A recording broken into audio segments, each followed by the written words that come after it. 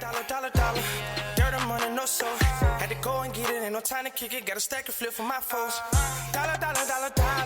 Please tell me you can hear me. Don't turn your back and don't neglect me. Just let me know if you need me. Dollar. Let me watch out for my partners. Keep my money long, get my team strong. Let me run away from my problems. Yup, what's good, original crew, man? We're back today, man. Today, we have to... Did you read the title? Huh? Did you read this title? Right before, yeah. Today's video, the wealthiest freak show performers. What you mean by freak show? Are we talking about like circus? Like circus and stuff like that. Or are we talking about some Diddy? Like, you know. We got the circus, we got Diddy. Which level we on now? I don't Which know. level of freak show you would prefer to see? Huh? I said, which level of freak show would you prefer? Diddy or circus? The circus, that's fun. That sounds fun. The Diddy don't sound fun to you? No. Not the type of fun I like. Hey, man, that man, certified freak. That's what, he should have came out with that song. Certified freak. 7 days a week. That's right up his alley, man. Hey, make sure y'all check out the links in the description box. Down below. You already know where to go. If you want the first part, you got to do is check out down below. Also, if you enjoyed today's visuals, like it in with a thumbs up. Man, let's get it. Let's check it out. Let's see what's about. You ready? I'm ready. Let's start with the ones that made a great living and slowly work our way towards the ones that became multimillionaires. Number 6, the three-legged man. Frank Lentini was born in 1889 in Sicily to parents that were so ashamed of his appearance that they outright refused to raise him. You see, Frank was born with a rare condition known as parasitic twinning, which is when a twin absorbs their siblings' powers in the womb. But in this case, the move backfired and gave him 3 legs and 4 feet. By the age of 5, Frank, who hated his appearance, was placed in a special group home with other disabled children. There, Frank met children with some of the most horrific disabilities imaginable. But one thing stood out to him, something that would forever change his life. He never once heard the children complain about their disabilities, and from that moment on, he swore to do the same. By the young age of 8, Frank was taken to the US and placed in a sideshow as a performer. Frank spent the next 40 years working at the biggest sideshows in the country, from Ringling Brothers Circus to Barnum and Bailey and Buffalo Bill's Wild West show, becoming one of the most famous and sought-after performers of his time. At his peak, he earned around $500 per week, or around $15,000 in today's money. People raved about his hilarious personality, as he treated his act more like stand-up comedy. He cracked jokes like how he was the only man on the planet who never needed a chair. I ain't gonna hold you though. $15,000 a week? Sign me up for the circus. What can I do? I fake it at this point. What you want to do? I don't care as long as I get. If I'm getting paid $15,000-$20,000 a week, shit. Like you do anything. Not on anything. Now Circus wise. I'm not no Diddy free shows or around. I'm not talking about that. He was paying them people about $5,000-$10,000 a show. I mean, they ain't get violated. They had a good time. I might be okay with that. Show $15,000 a session. You know what I gotta do? Right, you said just hit. Shit, I ain't gotta do nothing. Well, hey, I ain't playing with this oil now, my brother. I oil her up. I ain't oiling up. He's looking like a glazed donut. Hey, I ain't oiling up, my brother. A shiny penny. And turn your back, my boy. You can hear it. I'm done. Then sat on his third leg like a stool. He also joked that anytime he bought shoes, he obviously had to buy... He got the real third leg. Sat on his third leg like a stool. He also joked that anytime he bought shoes, he obviously had to buy 2 pairs, giving the leftover shoe to his coworker, who only had 1 leg. But after 40 years of touring, Frank finally settled down, retired, got married, and had 4 children. After the age of 5, Frank never viewed his disability as a negative, stating many times that we all need to accept what makes us different, as that is what makes us unique, and even calling his deformity his greatest blessing. By the time Frank died in 1966, he had earned over $1 million in today's money, and had provided himself and his family with a very comfortable life. Number 5, the bearded lady. And where his offspring's at? Get what I'm saying? When did he pass? 1966? They old. Did he say 1966? Yeah, they old. 60-something. They old. Yeah. They're too old for me. Damn. You said they too old for you. Yeah. I'm saying What you want? They were young. I might, you know what I'm saying? If they was your age. Pick up the phone. If they was your... Honey, I'm home. Okay. You ain't gotta worry about a thing. Just cut me in the wheel. You are crazy. Did y'all invest their money properly? Shit. Alright, let's get it. Annie Jones was born on... Huh? What was his name? Frank what? I'll just look up Frank Third Leg. Third Leg Frank. That's what I look up. Let me see if you... Frank Lentini. I found him. Where your kids at? Oh! Oh! He died back home.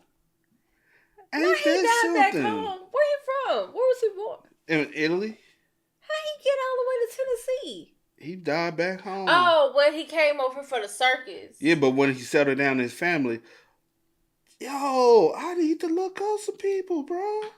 Frank, where your people? I probably know your people. So embarrassing. Frank, your people, my people. All right, we got children. James. Damn. All right. Oh, rest in peace, R.I.P. James. Oh, rest in peace, Natal. Probably Is it Natalie. Probably Natalie. It's missing an I. That's why. Okay. Josephine. Josephine still. Josephine. No, ain't no way. It is a way. Josephine. Ain't That's no her. way. That's Josephine. Because it's got obituaries too, though. She probably ain't alive. Don't do Josephine. Let me see. Oh, it had something that 2025. 2016. Okay. Rest in peace, Frank. That's Frank Jr. Yeah, Frank. Damn, he lived to be Frank. 105. I'm telling you, that's that. The other one is the other child. She's still living. Go back to her name. No, she ain't still living. See, Man. dang, she ain't living. What's her name? Josephine. What? Let me see what Josephine. It's Josephine. No, I gotta see where his grandkids at. Oh my god. All right, let's get it. I'm sorry. July 14th, 1865 in Virginia. When she was born, her parents were shocked to discover that she was born with facial hair. But the shock quickly wore off when they realized that they had been presented with a rare money-making opportunity. Thankfully, Annie had an entirely normal 9 months of life before her parents handed her off to P.T. Barnum, one of the most prolific American showmen in history. Her family accepted an allowance of $150 per week, making her one of, if not the youngest sideshow performers in history. Annie was born with a condition that caused thick hair to grow around her entire body and face. And by the age of 5, she had a mustache, sideburns, and a beard. She was given the name the Bearded Lady. And for the next 37 years, Annie would remain in the sideshow business, becoming one of the most famous performers in history. As she grew older, she became well known for her gracious manners, sophistication, and her skills with musical instruments, which she played as part of her performance. She made it a priority for people to see that sideshow performers weren't freaks, like the media and businessmen had painted them out to be. In the end, Annie would know no other life than that of a touring sideshow performer, traveling across the US and Europe until the day she died. It's estimated that she made anywhere from $1 to $4 million in today's money throughout her career, and lived a very comfortable life. Number 4, the original Siamese twins. Chang and Ang Bunker were conjoined twins who lived one of the most fascinating lives you will ever hear about. Born in a small fishing village. They the first Blackanese. Hey, little blackhead. No, they don't. They blazing. See, they blazing, bro. Look. You said what? I said. You can't see that good old melon in them that coarse hair. First of all, they got waves. I'm done, bro. They blazing. Okay. You see the nose? They got the Asian eyes, but they got the black man nose. Damn. That's a better. They look blazing. This is more image when they were young. That's the image of when they were old. They look blazing, bro. I gotta see a color photo. Well, they want no color photos back then. They look blazing. They were Chinese. Chinese? Oh. Chinese, Malaysian. They blazing. He's Malaysian. They're Blackanese. Okay, baby. I'm done. I'm telling you, see, I know a Blackanese person when I see it. They were black.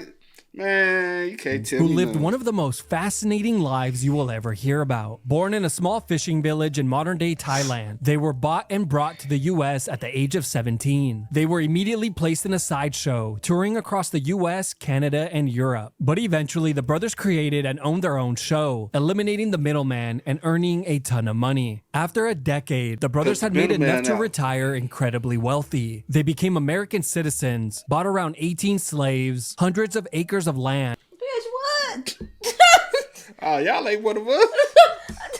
Yeah, I'm trying to tell you. They out here buying slaves, girl. They became American citizens, bought around 18 slaves, hundreds of acres of land, married 2 sisters. Hold on, how y'all gonna be slaves? Like, let's be real. How y'all gonna be slaves to them? You can just run away. They can't catch you. Hold on, he went this way. He went that way. You know what I'm saying? And had 21 children. They were so wealthy that by the 1840s, the brothers' property was the 3rd most valuable in the country. Their families lived in separate houses, which they alternated every 3 days. But here's where things get interesting. How that make sense? Man, they got their own, like... They together 24. It's just like the other... We could be all under one roof. Why we got 2 separate homes? How that work? And I said, how they fuck? I don't care about that. No, That's you possible. do care about it. No, one brother getting on the other brother. I'll be glad when y'all done. Unless they doing it like at the same time with their girls. So you just having one big orgy, huh? I mean, technically, that's what it is. Technically not. Technically not, right? Yeah, technically not. But First of all, this is too much. Interesting. The twins' lives were turned upside down when the Civil War began, and by the time it ended, they had lost an enormous amount of their fortune and all of their slaves. To recuperate some of their losses, they began a tour once again. However, this time, audiences were reluctant to support them because they had backed the Confederate movement. In their final days, Chang's health had deteriorated, and he began to drink heavily. Bro, how does that work? How the fuck on? Hey! Y'all Asian over here with slaves. Y'all got black slaves, and the white man said, hey. Well, he didn't say, look. That's crazy. But how does that work? Like when one gets sick and like... It depends on if they sharing organs. This depends on how the organs are. That's not what I'm saying. What if one passed? One die? I guess you just be dragging one of them home with you. I know. In their final days, Chang's health had deteriorated, and he began to drink heavily. In January 1874, Chang contracted bronchitis and was assigned to bed rest. And on the morning of January 17th, Ang woke up to discover that his brother had died in his sleep. Ang, who was completely healthy, told his family that now that Chang was gone, it was his time to go as well. And within a couple of hours, Ang was dead. Some say that he died from a lack of blood circulation, while others say he died from shock or fright from seeing his dead twin. The craziest part is, if the twins had been born today, surgeons could have easily separated them. Sure. In the end, the brothers went from living in poverty to living among the elite as incredibly wealthy men, earning over $4 million and amassing a net worth of over $1.8 million in today's money. Number 3, the 4-legged girl. Myrtle Corbin was born on May 12, 1868 in Tennessee. She was born with 2 pelvises. What's up with everybody? All the freaks want to be here, bro. And down south. That motherfucker with them 2 twins was down south. This mother down south. And now, and the other one, he was in Tennessee too. So I guess all the freaks down here, huh? Including you. Nah, including your ass too. And 4 legs due to a rare form of conjoined twinning. Myrtle's mother began showcasing her daughter by the age of 1, claiming that the money would be used to help fund her education. But by the age of 12, she was placed in a sideshow as a performer under the name The 4-Legged Girl, and very quickly became a star, attracting long lines of people eager to meet and see her. She became so popular that many other sideshows falsely claimed to have 4-legged girls as well, only for audiences to discover that they were complete scams. Myrtle's popularity skyrocketed further when she joined P.T. Barnum and later Ringling Brothers, earning $450 per week, or around $14,000 in today's money. She continued performing for roughly 12 years, earning around $4 to $5 million in today's value. Myrtle eventually got married, had 5 children, and retired to live a comfortable and quiet life in Texas with her family, until the day she died. She was later buried, and her casket was completely encased in concrete. Several family members stood over the drying concrete until it was fully set to prevent grave robbers from stealing her corpse, since multiple showmen had offered large sums of money for her remains. What? Number 2, Zip the Pinhead. One of the most famous and Is that not nasty though? That's weird. Y'all want her corpse? What we doing, bro? I guess they said you can't make money off yourself no more. We can. That's what they thought, huh? I guess so. I ain't made no sense, bro.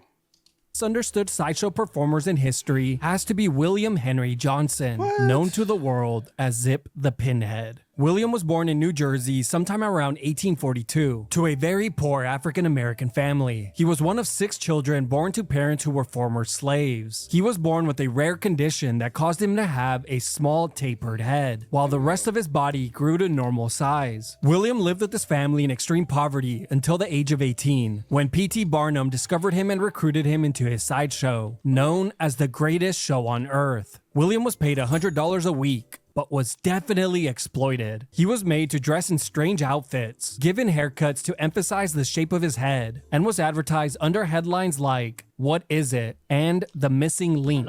Then there was his act. He was placed inside a cage where And you know something that, like, especially then you go get people that like come from nothing. And And honestly, they like, okay, I'll do whatever for $1 because they don't have nothing. was his head really little? You said was his head little? Like, cause his face is not little. He said it's just everything else is just the way his head grew. It's the way his head grew into like the top portion of it. It never like. I wonder how tall he was. You said you wonder how tall because he do look a little He tall. tall. I want to see. I ain't got his measurements though. Let's see. That is a good one. I ain't got nothing. He do look a little tall though. Hold on.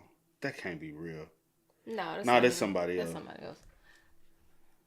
But he do look. He look tall though. Yeah, he do look tall and kind of muscular too. Mm-hmm. Especially for that time period. Yeah. he would violently shake the metal bars and screech at people as they walked by, with the showman describing him as a wild man who only ate raw meat, nuts, and fruits. Surprisingly, he quickly became one of the most famous and popular sideshow performers in history. It wouldn't be until years later that he finally grew tired of being portrayed as a wild animal and only agreed to perform as himself, standing proudly amongst his fellow performers, a choice he stayed. No. Well, The twins were tall though. I do remember them being super tall. But he's not as tall as we thought. And then he the was. one in the middle, I don't know. That's probably the tallest man. That's the fattest man. Are these twins right here? Yeah. But he's not tall. He's not tall. He just appeared to be like. It's the angle of the photos. It's the angle of the photos, yeah. Oh, because look at this one. Yeah, he's short. He is. I mean, he big, but still get a good get an idea. So yeah, he's actually he's short. He probably about 5'2". He between like 4'11" and 5'2", 5'3". I think they were about 6 foot. Oh, okay. Damn, he look bigger though than him. Stayed true to for the rest of his career. Outside of the sideshow, William was nothing like the character he portrayed in his act. He was described as intelligent, kind, generous, and well-mannered. On one occasion, he even made the news when he dove into the ocean and saved a young girl from drowning. It's estimated that in his 67-year career, he entertained over 100 million people and earned somewhere between $5 to $7 million in today's money, providing a comfortable life for himself and his family. A life they had never known. Number 1, General Tom Thumb. There is no other sideshow performer in history that was more famous or wealthy than Charles Sherwood Stratton, better known as General Tom Thumb, an absolute superstar of his time. Charles Stratton was one of the most famous performers of the 19th century and an international sensation. And with pictures like these, it's incredibly obvious that he aura farmed his way to the top. But let's start at the beginning. Charles was born on January 4th, 1838 in Connecticut. For the first 6 months of his life, everything seemed normal. But when he was 6 months old, he suddenly stopped growing. And by the age of 1, he was still the exact same size. And by age 5, he had only grown an inch. He was diagnosed with proportionate dwarfism. Around this time, word had spread to P.T. Barnum, and of course, he soon came knocking. After negotiating a deal with Charles's father, he was taken to perform in Barnum's sideshow. Even though Charles was only 5 years old, he was a natural entertainer. His act consisted of dancing. See, bro been buying people. I see he was coming getting everybody. Buying them too. Here you go. Here goes some money. Let me take your child off for you. These folks willing to sell their kids. Ain't that trafficking? That's human trafficking. I'm just saying, bro. That's a little weird.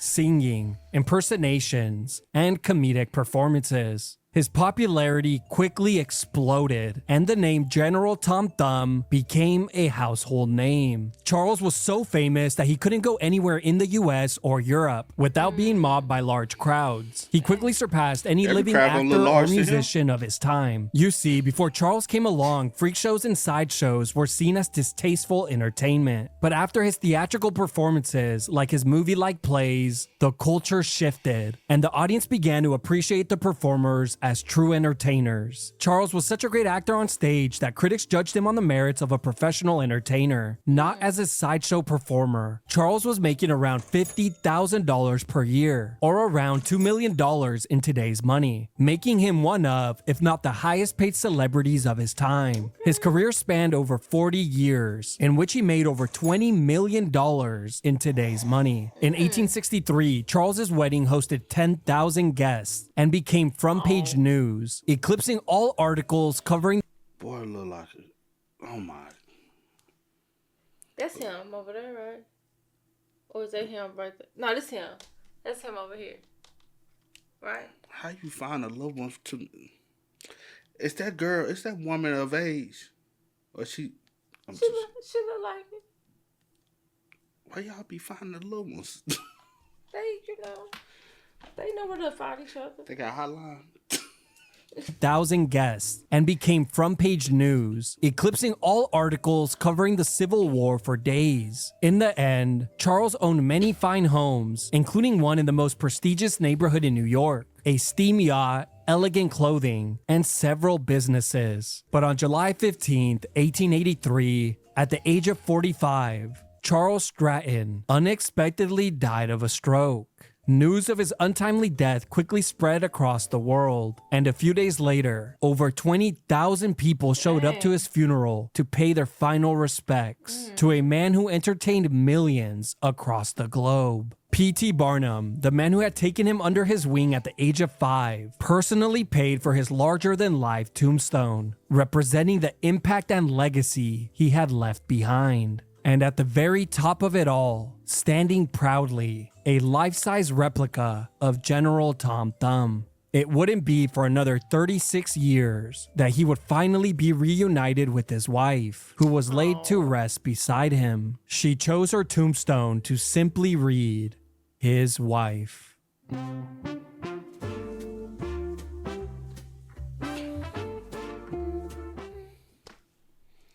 Oh man, I learn something new every day, huh? You do. Ain't nothing wrong Nah, with but it. what I was trying to say, I was about to say they probably met each other. I wonder. On one of the In a freak shows. circus. Yeah. Freak shows. Freak shows.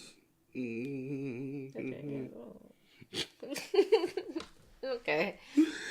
Hey, spam us up in the comments, man. Let us know y'all thoughts about it for us down below. But until next time, y'all know how it go, man. I do go by the name DJ Do Kid. This is Sierra Nicole. We are. Kid and C. We are. Go and get it, ain't no time to kick it. Got a stack of flip for my folks. Dollar, dollar, dollar, dollar. Please tell me you can hear me. Don't turn your back and don't neglect me. Just let me know if you need me.